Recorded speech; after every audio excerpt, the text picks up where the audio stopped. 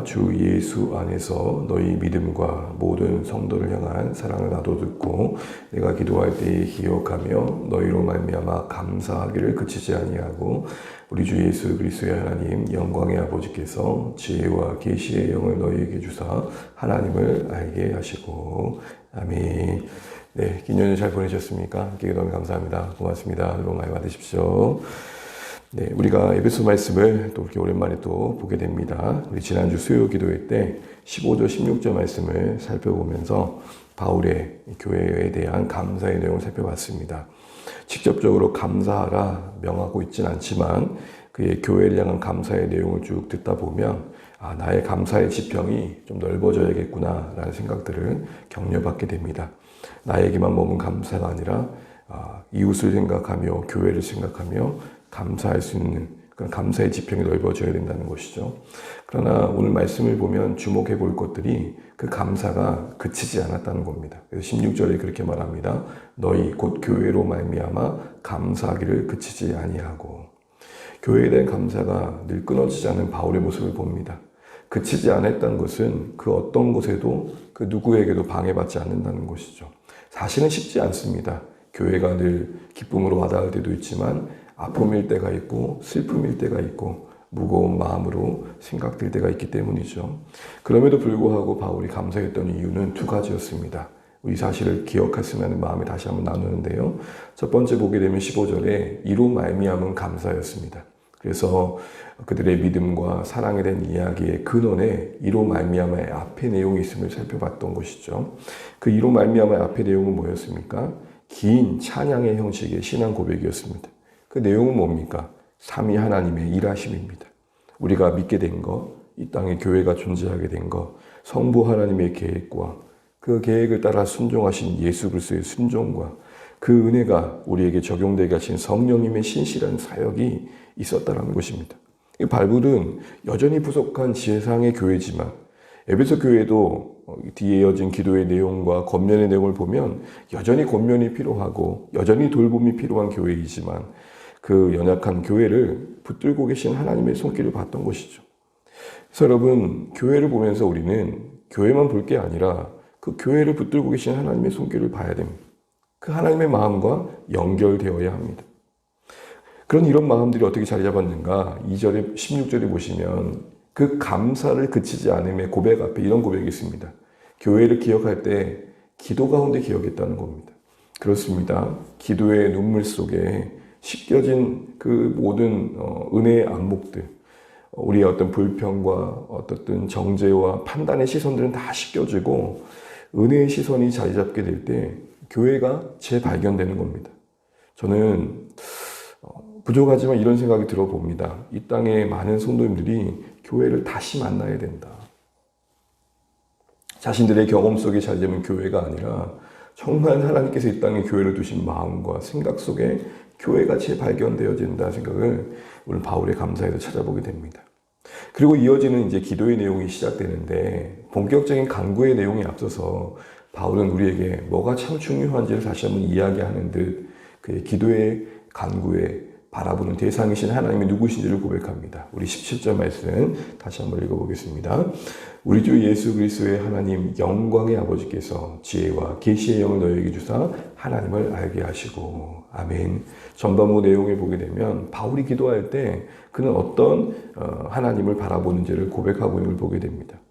무엇을 구해야 되는지 그 간구의 내용이 뒤에 언급되는데 그에 앞서서 왜 그는 바로 아뢰는 바를 쏟아내지 않고 그가 기도하는 대상이 누구신지를 먼저 이야기하고 있을까? 이런 질문을 해보는 것이죠.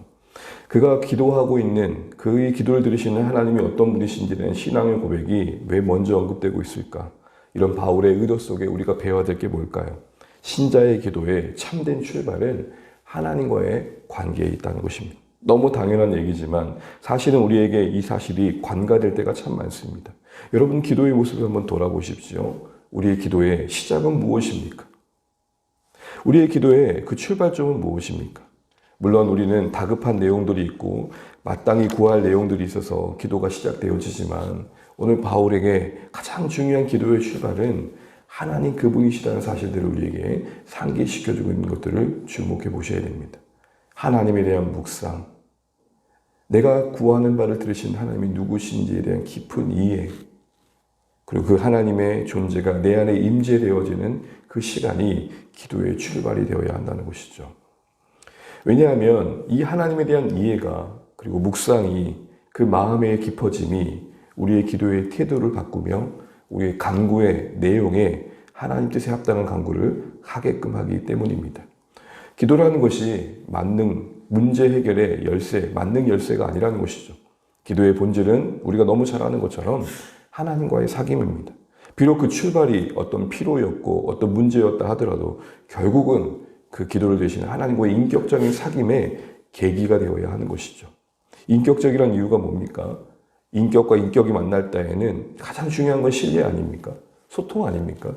일방적인 RM이 아니라 이 기도를 대신 하나님 나에게 어떤 마음을 갖고 계시고 이 상황에 대해서 어떤 뜻을 갖고 계실지에 대한 묵상, 이런 소통과 과정 속에 신뢰가 쌓여가는 거죠. 그래서 우리의 기도가 때로는 구한 대로 응답되지 않는 겁니다. 우리의 기도가 기계적이지 않기에 마치 자판기처럼 동전을 넣으면 합당한 보상을 넣으면 뭔가 결과가 주어지는 그런 과정이 아니라 기도라는 것 자체가 인격이신 하나님과 우리가 만나 이루어지는 관계라는 측면에서 우리가 구한 대로 응답되지 않는 일도 있을 수 있다는 것입니다.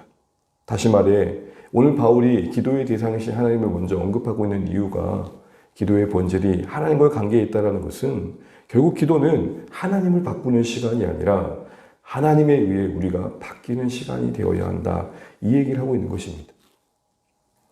하나님을 흔드는 시간이 아니라 내가 흔들리고 깨어지는 시간이 되어야 한다는 것이죠.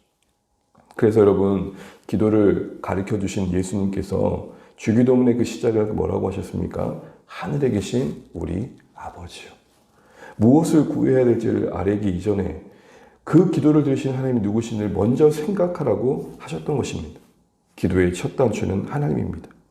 그런 의미에서 오늘 바울은 그 하나님을 어떻게 고백하고 있는지를 우리에게 보여주고 있는데, 그는 어떤 하나님을 지금 바라보고 있습니까? 17절 상반절을 다시 보시면 예수 그리스도의 하나님, 영광의 아버지를 바라봅니다. 영광의 아버지라는 이 말에는 두 가지의 하나님이 나와 있는 것입니다. 먼저 영광스러운 하나님이십니다. 영광스러운 하나님이랄 때 이 영광의 의미는 뭡니까?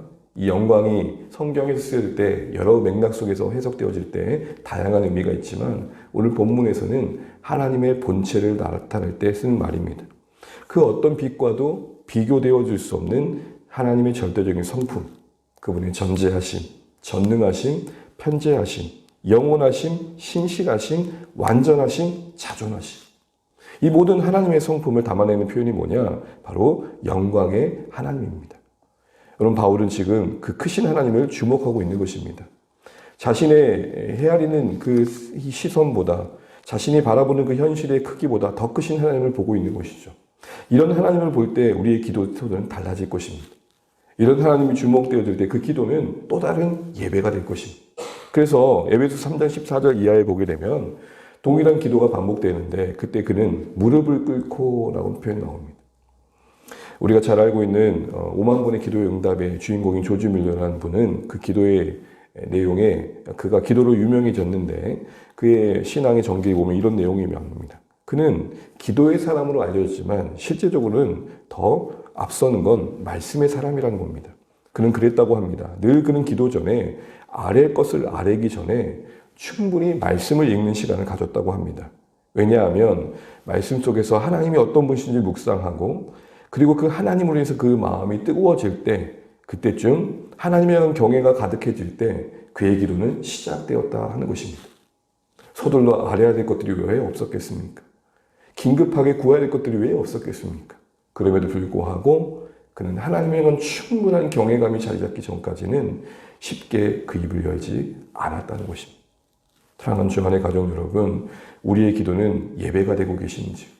그 질문은 이렇게 바뀌는 겁니다. 우리는 기도 중에 영광의 하나님이 보이시는지? 우리가 모든 걸 아뢰야만 아시는 하나님이 아닌 걸 우리가 잘 알지 않지 않습니까?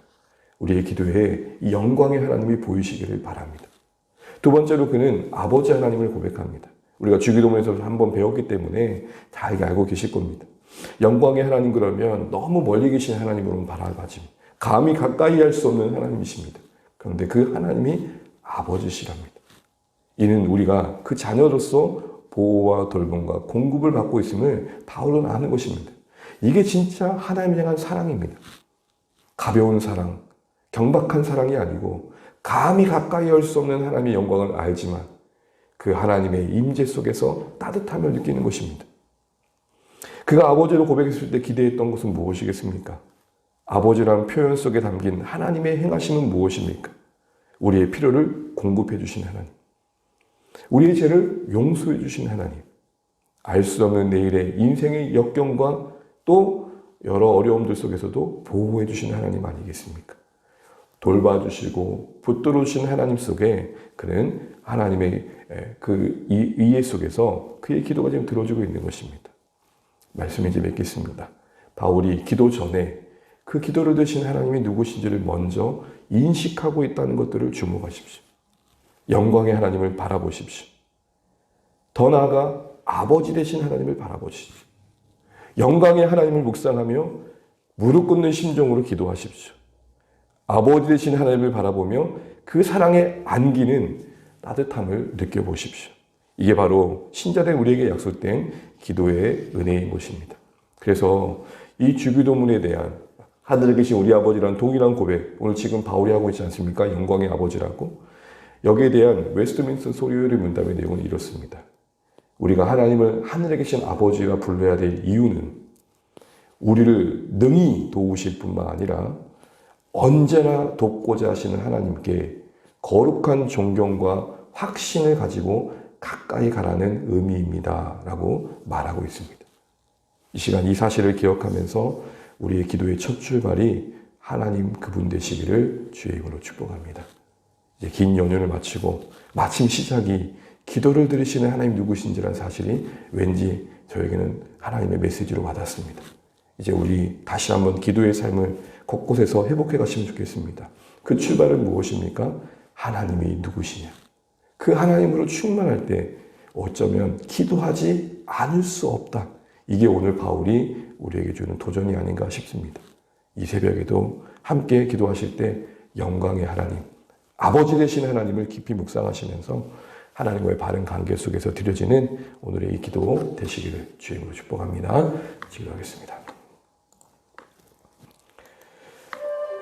하나님 오늘도 연휴 끝난 또 새 달을 또 우리가 함께 맞이합니다. 오늘도 말씀 속에서 우리의 기도의 시작이 영광의 아버지이시길 바라시는 하나님의 마음을 배우게 됩니다. 우리의 기도의 출발이 하나님 그분이시길 원합니다. 영광의 하나님을 묵상하며 예배하는 마음이 우리 가운데 있게 하시고 아버지 하나님을 묵상하며 하나님께 모든 걸 내어 맡기는 신뢰가 우리 가운데 자리 잡길 소원합니다. 하나님, 사랑하는 주 안의 모든 가족들이 이제 다시 한번 기도의 삶을 격려받게 도와주시고 그 기도의 시작이 기도해야지 그 이전에 우리를 기도로 되시는 하나님 누구신지를 묵상하며 그 하나님으로 충만해진 마음이 우리의 기도의 출발이 되었으면 좋겠습니다. 오늘 저녁에 수요 기도회가 있는데 기도의 시간에 함께하는 우리 성도들 될 수 있도록 기도해 주시고 하나님 우리 안에 간구와 구함의 영을 허락해 주셔서 하나님 기도 가운데 하나님과 동행하는 교회 되길 원합니다. 완악을 앞두고 우리가 맡겨야 될 영혼들 또 우리가 감당의 여러 일들 앞에서 기도가 우선되길 소원합니다. 기도가 충만한 교회 될 수 있도록 기도해 주십시오. 또 이 나라의 민족을 위해서 이 땅의 교회들을 위해서 하나님 선교사님들을 위해서 또 기도해 주시면 좋겠고 우리 각자 기도 제목 가지시고 기도하며 오늘도 주와 동행하시 복된 하루 되시길 바랍니다. 기도하시겠습니다. 하나님 아버지 은혜를 감사합니다. 오늘 한날도 우리가 주님과 동행하며 하루를 시작합니다. 하나님 긴 연휴 이렇게 마치고 다시 한번 또 이렇게 기도의 자리에 우리가 나왔습니다. 아버지 하나님 우리의 기도가 우리의 간구가 하나님의 이해에서 하나님이 어떠한 분이신지 묵상함에 있길 우선되길 소원합니다. 하나님의 영광의 하나님이 되시니 하나님의 아버지 하나님 되심이 우리 가운데 깊이 와닿게 도와주셔서 하나님 우리의 기도가 주를 사랑하는 기도가 되게 하시고 주님을 신뢰하는 기도가 되게 도와주시고 주님을 예배하는 기도가 되기를 간절히 바라고 원합니다. 하나님과의 사귐이라는 기도의 본질이 우리 가운데 경험되게 도와주시고 하나님 기도 가운데 우리의 영혼이 살아나게 하시고 주의 몸된 교회가 하나님의 일하심에 동행할 수 있는 은혜가 있길 소원합니다. 하나님 우리의 기도를 다시 한번 하나님도 돌아보는 기회가 되게 도와주시고 하나님 우리에게 간구의 영을 부어주셔서 하나님 기도의 불꽃이 일어나기를 간절히 바라고 원합니다. 구할 수밖에 없고 엎드릴 수밖에 없고 하나님 바라볼 수밖에 없는 하나님의 임재로 우리의 기도가 격려받게 하여 주옵소서. 하나님을 경외함으로 우리 마음이 충만하게 되게 하셔서 우리의 기도가 주님을 인도하심을 받는 그런 하나님 기도가 되길 소원합니다. 하나님 주 안의 모든 교회 성도들 어디 있든지 이 거룩한 손을 들고 간구하게 도와주시옵소서. VIP를 위해 기도합니다. 완악을 앞두고 우리가 한마음 되게 하시고 하나님 영혼을 섬기는 이들의 우리가 함께 마음을 모아서 그날을 잘 준비하고 섬길 수 있도록 우리를 격려하여 주시기를 소원합니다. 부족한 것들이 없도록 도와주시고 사랑으로 우리를 충만하게 채워주시옵소서. 우리 마음이 먼저 활짝 열리게 도와주시고 초청에 응한 우리 모든 분들 마음 붙들어 주시고 환경 붙들어 주셔서 하나님 역시 함께 할 수 있도록 주님 도와주시옵소서. 주의 은혜가 우리 가운데 임하게 하여 주시고 주의 말씀을 충만하게 하여 주시옵소서. 하나님 이 나라의 민족을 불쌍히 여겨주시고 이 땅에 고통받는 곳을 하나님께 살펴주시며 이 땅의 교회가 그늘진 곳에 빛이 되게 하시고 어두운 곳에 진리를 드러낼 수 있도록 주여 인도하여 주시옵소서. 주님 주여 우리를 사용하시고 부족하지만 우리의 삶이 하나님 우리의 몸된 교회가 하나님 나라에 동역하는 교회가 되길 소원합니다. 주여 우리의 시선을 높여주시고 하나님 이끄신 대로 순종할 수 있도록 주님 인도하여 주시옵소서. 주님 오늘도 기도로 시작합니다.